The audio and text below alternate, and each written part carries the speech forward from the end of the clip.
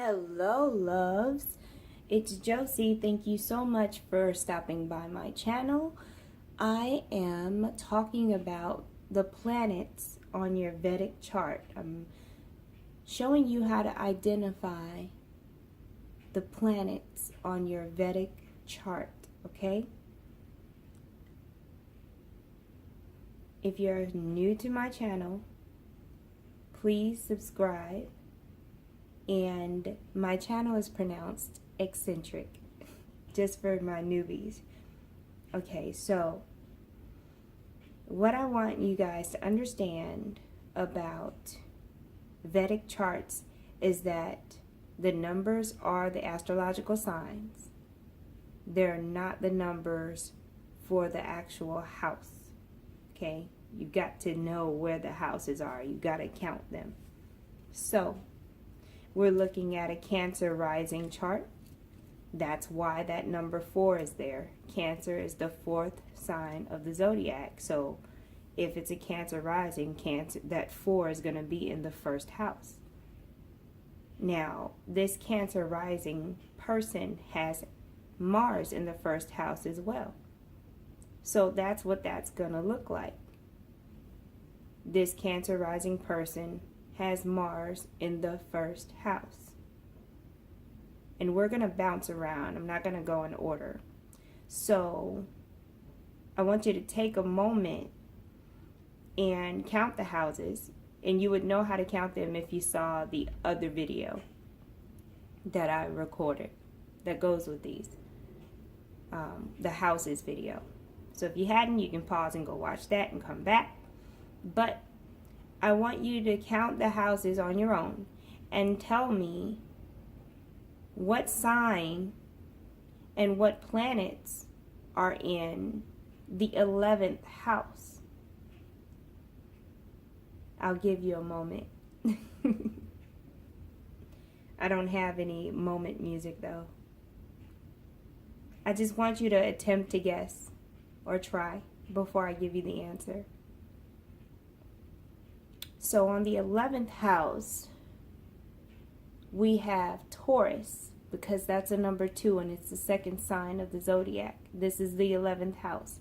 If you started from the first house and counted all the way around, this would be your 11th house.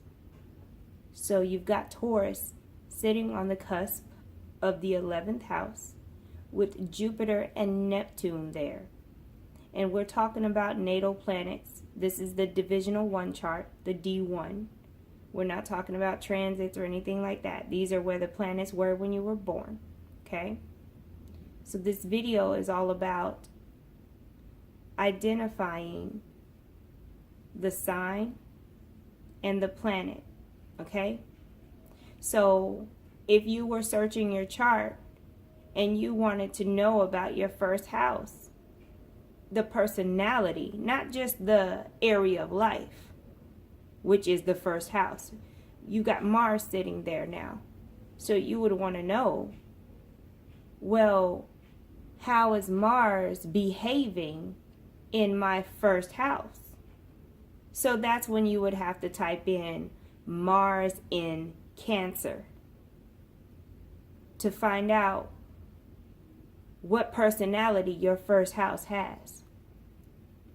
Same thing for where Saturn is over here in the 9th house. The 9th house has Pisces in it because that's a 12. I know I don't write the best, but that's a 12, indicative of Pisces. Saturn's right there. So if you want to find out what the personality is for your 9th house, you would type in Saturn in Pisces, or you could put Pisces in the 9th house. There's layers to this stuff. This is the way that I like to teach people to search. Start from the outside and then go in, from general to detailed. So going back to the first house, because it's the biggest square I have. If you wanted to know everything that there is to know about your first house, you would start by understanding that you're Cancer rising, So you would search the term Cancer rising. You would learn about that, right? And then you'd be like, okay, so how does Cancer energy affect me, you know, personally? Like, what does it look like? I understand I'm a Cancer rising. That's equivalent to, you know, searching Cancer in the first house. It's interchangeable, okay? So you would start by searching your Cancer rising or Cancer in the first house. And then you would go to the planet and say, oh, there's a planet there. So let me search Mars in the first house. You see how you're searching based off of the house first, not the actual sign and the planet yet. So Cancer in the first house or Cancer rising, Mars in the first house, another search term. And then when you want detail, when you want that personality, how it's going to play out, then you'll search Mars in Cancer. Okay? That way you'll get the full understanding of what's going on in your first house. I'm going to give you another example over here with Mercury in the third house. Okay? So you've got Virgo on the cusp of your third house. Okay? And Mercury sitting there. We're going to go from the outside in. We're going to search Virgo on the third house. Third house in Virgo. Okay, that's the first thing you're going to search. And then once you find out what that's about, then you're going to search Mercury in the third house. Okay? The focus is on the house, which is the area of life first.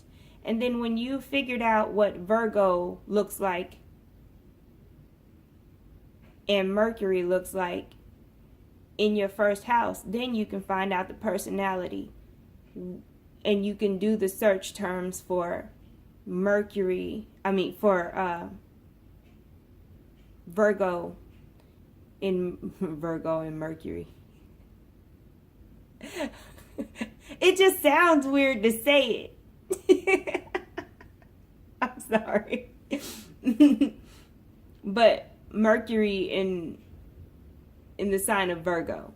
That's what you would put, you know. So funny. I don't know why it sounds weird to me. I'm going to give y'all another example. I'm down here with my moon. My inner self. My insides. And it's down here in the 6th house. There's a 9 there. Sagittarius is on the cusp of my 6th house. Sitting there with the moon. I'm going to search Sagittarius on the 6th house. Or Sagittarius in the 6th house. And then I'm going to search moon in the 6th house. And then to finally get the personality of it, I'm going to go ahead and search moon in Sagittarius. Do you see what I mean? So hopefully y'all understand that, because I'm trying to empower you to be able to read your own Vedic chart. And I prefer Vedic over Western just because it is more detailed. But I am literally baby stepping you guys. We're just dealing with D1. We're just dealing with houses. We're identifying what a house is. We're identifying what a sign is and how to identify signs on the chart. We're identifying planets. And I'm also teaching you how to search with just that basic information. Okay, we hadn't even gotten into the other divisional charts. We hadn't even gotten into degrees or aspects or any of that. I just want you to be able to start to search at a basic level. That way, when you deal with my astrologer, you'll have an idea of what he's talking about. Okay? So, let me know if this has helped you. This is the way that I search my own personal chart. I start from the outside and I go in. I am going to do another video on why I search that way. Okay? Thank you so much for watching. I appreciate you. Please like, share, and subscribe. Have a beautiful day.